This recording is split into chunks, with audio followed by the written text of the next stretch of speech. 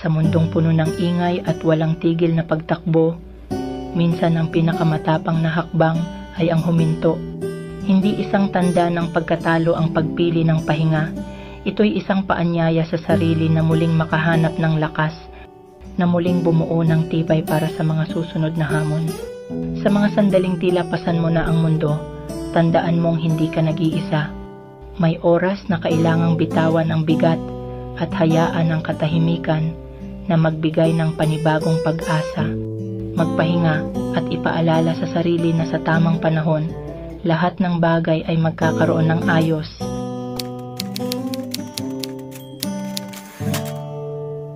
Huminga ka muna.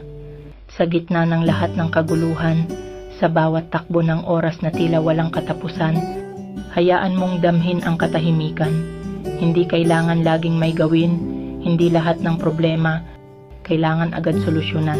Alam ko pagod ka na. Ang bigat ng mundo'y tila pasan mo na, parang walang katapusan ng hamon. Ngunit tandaan, hindi ka robot, hindi ka kailangang laging malakas. Minsan kailangan mong huminto, magpahinga ka. Walang masama sa pag-urong sandali, sa pagbitaw ng mga alalahanin, sapagkat hindi mawawala ang bukas. Hihintayin ka nito. Hindi mo kailangang magmadali. Ang oras ay kaibigan mo, hindi kalaban. Sa bawat pagkakamali, may leksyon. Sa bawat pagkadapa, may pagbangon. Hindi mo kailangang laging magtagumpay sa unang subok, sa unang hakbang. Dahil minsan, sa paghihintay, doon natin natatagpuan ang ating lakas, ang ating tunay na daan.